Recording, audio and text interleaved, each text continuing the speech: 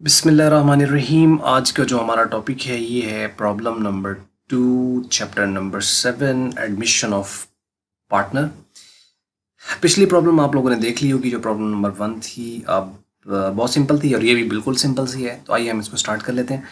लो जी, पहले हम क्वेश्चन को थोड़ा सा अंडरस्टैंड कर लेते हैं। क्वेश्चन समझ लग गया तो बाकी फिर आगे आसान सा है। बहुत सिंपल सी प्रॉब्लम है, इसके अंदर कोई ऐसा कॉम्प्लेक्सिटी है ही नहीं, तो जल्दी हम इसको खत्म कर लेते हैं। ले जी, बात कर रहे हैं P and Q share profits and losses in the ratio of 5:3।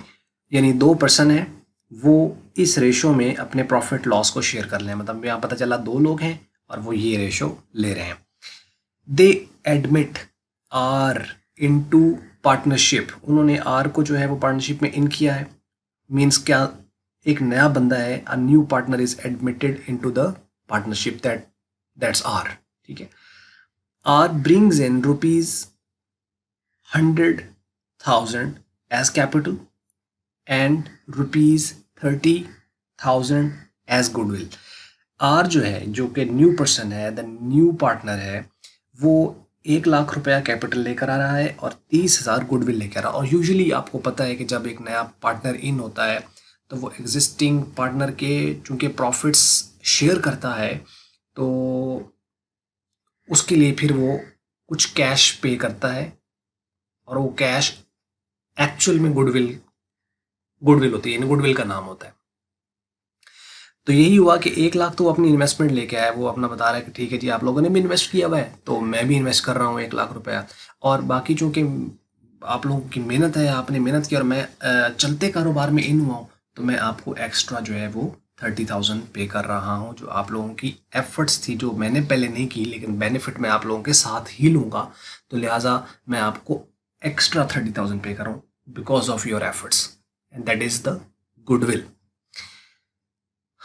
तो ये वो चीज़ है। तो 1,30,000 की एक्चुअल में वो इन्वेस्टमेंट लेकर आया है, जिसमें 1 लाख तो उसका अपना ही कैपिटल है, 30,000 जो है वो फर्म को उसने दे दिया, जो कि ओल्ड पार्टनर को बेनिफिट जाना चाहिए असल में इस 30,000 का। ठीक है। अब वो आगे हम आगे देखते हैं। असल में इसी को हमने देखना होता है, क्योंकि बाकी तो सारी चीज़ें उसी तरह कैपिटल का, ये गुडविल का ही सिर्फ हमने यहाँ पे इसमें देखना है। अच्छा, अब वो कहता है कि the new profit sharing ratio is 7:4:3। अब ये नई रेशो आई है वो ये आ गई है। Make journal entries. अब आप लोगों ने क्या करना है कि जर्नल एंट्रीज बनानी है। पता चल गया कि नई रेशो भी पता चल गई, एग्जिस्टिंग भी पता चल गई, ये कैपिटल लेके आया, ये गुडविल लेके आया, अब ये है। अब मेक जर्नल एंट्रीज, अब एंट्रीज पास करनी है। अब एंट्रीज पास करने के लिए कोई नहीं है, 2 एंट्रीज होनी सीधी सीधी, लेकिन सिर्फ अपने गुडविल का देखना है कि पिछली जो प्रॉब्लम थी उसमें यह था कि उसने ये कहा था कि जितने भी गुडविल के पैसे हैं वो सारे के सारे जो हैं वो ए को, एक्स को जा रहे हैं। पॉसिबली एक्स था वहाँ पर, तो उसको जो है वो, उसके जो है वो पेमेंट हो रही है। यानी सारे का सारा चूँकि सफ़र उसी ने किया है, उसने अपना सेक्रीफाइस किया है यानी रेशो को, तो फिर गुडविल भी सारी कुछ हो गई। लेकिन यहाँ पर उसने ऐसा कुछ नहीं कहा कि ये जो है आर को जो एडमिट किया गया है, ये सेक्रीफाइस पी कर रहा है या क्यू कर रहा है। इसमें उसने कुछ मेंशन नहीं किया। इसका मतलब दोनों सेक्रीफाइस कर रहे हैं। तो जब दोनों सेक्रीफाइस कर रहे हैं तो फिर उनकी सेक्रीफाइसिंग रेशो हमें निकालनी पड़ती है। जब क्वेश्चन में मेंशन न हो कि किसने उसमें से कितना शेयर जो है वो किया है, तो इट मीन्स कि दोनों जो है वो as per sacrificing ratio sacrifice कर रहे हैं। तो इसका मतलब ये हुआ कि क्वेश्चन में आपको समझ आ जाना चाहिए जब क्वेश्चन इस तरह का साइलेंट हो। यानी आप कंपेयर कर लेना पहली प्रॉब्लम और दूसरी प्रॉब्लम को, आपको बड़ा वाज़े समझ आ जाएगा। तो उस केस में आपके माइंड में फ़ौरन से जो पहली चीज़ आनी चाहिए ना, वो ये है कि भाई सेक्रीफाइसिंग रेशो निकालनी है इसकी।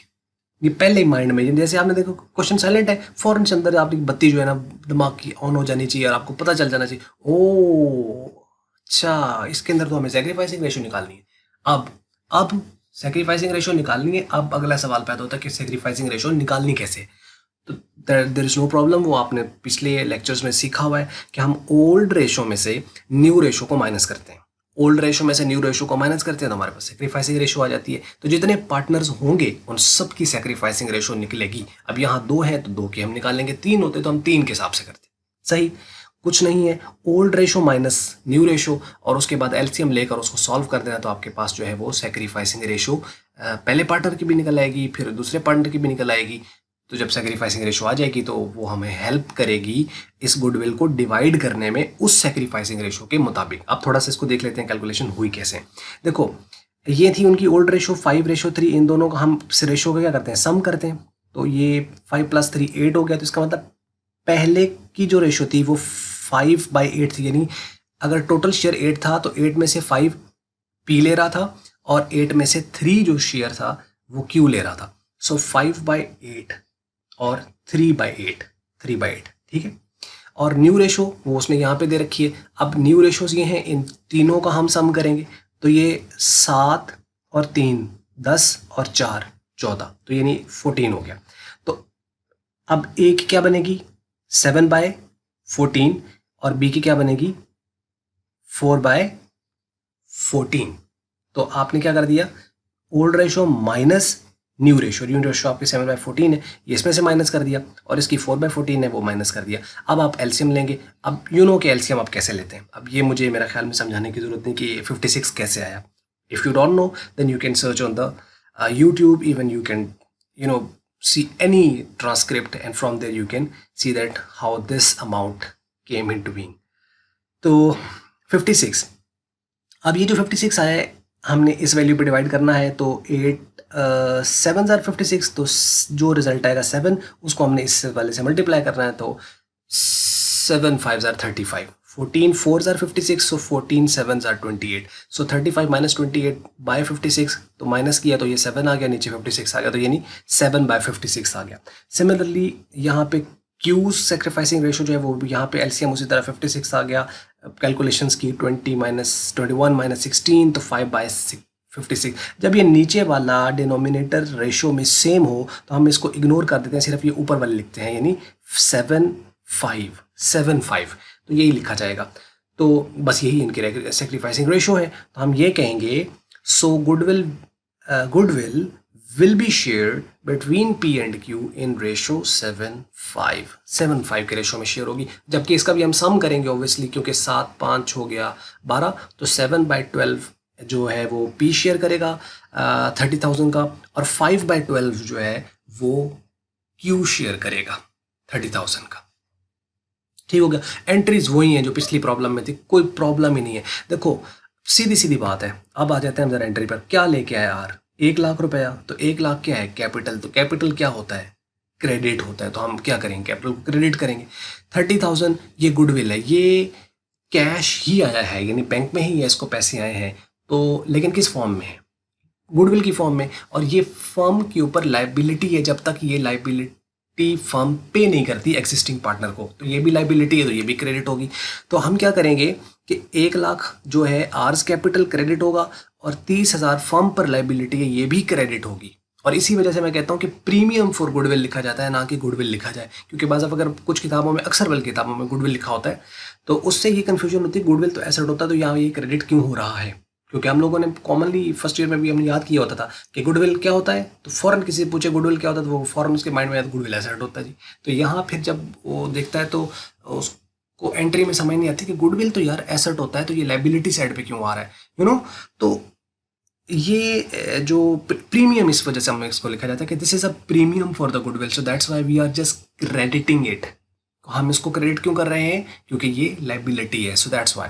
सो 1 लाख कैपिटल क्रेडिट हो गया, प्रीमियम फॉर गुडविल जो है वो क्रेडिट हो गया। इन दोनों का सम 1,30,000 है, वो बैंक में पैसा आएगा, तो बैंक डेबिट हो जाएगा, या कैश भी आप लिख सकते हो। So anyhow, bank account 1,30,000, R's capital 1 lakh, premium for goodwill 30,000, being the amount of the capital in the goodwill brought being से, ठीक है, ब्राउट इन बाय आर, यानी आर ये लेके आया, दोनों चीजें क्लियर होगी। अब यही 30,000 जो है ये लाइबिलिटी खत्म हो जाएगी जब ये कंसर्न पर्सन के अकाउंट में चला जाएगा, ठीक है। यानी 30,000 जो है वो यहाँ पर लाइबिलिटी बनी फर्म पर, और वही फर्म ने लाइबिलिटी उनके अकाउंट में उनकी रेशो के मुताबिक दे दी, तो बस ठीक है, फर्म पर लाइबिलिटी खत्म हो जाएगी। जब लाइबिलिटी खत्म होगी तो वो डेबिट होगा। तो अब ये जो प्रीमियम फॉर गुडविल अकाउंट है ये हो जाएगा डेबिट, और कंसर्न पर्सन के जो अकाउंट्स हैं वो क्रेडिट हो जाएंगे। तो जो कि कंसर्न पर्सन के अकाउंट्स हैं वो कैपिटल्स के होते हैं, तो 2 ही पर्सन है जिनके अकाउंट में क्रेडिट होना है, उनको लिख देना है, जैसे पीज कैपिटल अकाउंट और क्यूज कैपिटल अकाउंट। तो ये अमाउंट क्रेडिट हो जाएगी, being the amount of the goodwill credited to P and Q in sacrificing ratio 7/5, ठीक है, नरेशन आपकी अपने हिसाब से होती है, आप उसको कर सकते हो, कोई प्रॉब्लम नहीं है। मेन इन चीज़ों का ख्याल रखना है और अमाउंट का ख्याल रखना है। लो जी, आखिरी चीज़ रह गई और वो है कि कैलकुलेशन हुई कैसे है, ये कैसे हुई है। तो बहुत सिंपल है, मतलब इसके अंदर सच कोई ऐसी चीज़ है ही नहीं जो कि हम यहाँ मुश्किल हो। एनी हो, हम यहाँ पे देख लेते हैं। देखो 30,000 है, 30,000 का हम लोगों ने मल्टीप्लाई करना है। रेशो है ना 7:5, उनकी सेक्रीफाइसिंग रेशियो 7:5, ठीक है। तो 7:5, तो 7 और 5 प्लस किया तो 12, तो इसका मतलब इसको मल्टीप्लाई करेंगे 7 के साथ, ये आएगा, और डिवाइड करेंगे इसको 12 के साथ, ठीक है। 7/12 यानी पी का हिस्सा हो जाएगा, तो पी का हिस्सा आ गया 17,500। इसी तरीके से 5/12 जो है वो है क्यू का, ये आया, ये इसको मल्टीप्लाई कर देंगे 30,000 के साथ, तो ये आ जाएगा 12,500, ठीक है। ये थी कैलकुलेशन, बस ये थी एक वीडियो। उम्मीद करते हैं आपको समझ लगी होगी। बाकी क्वेश्चन है तो आप कमेंट्स में लिखिएगा। तो दैट्स इट। वीडियो अगर आपको अच्छी लगी इसको लाइक कर लो, शेयर कर लो दूसरों के साथ। अगर आपको अच्छी नहीं लगी इसको आप कर देना डिसलाइक, और वीडियो देखने का हमेशा की तरह बहुत बहुत शुक्रिया।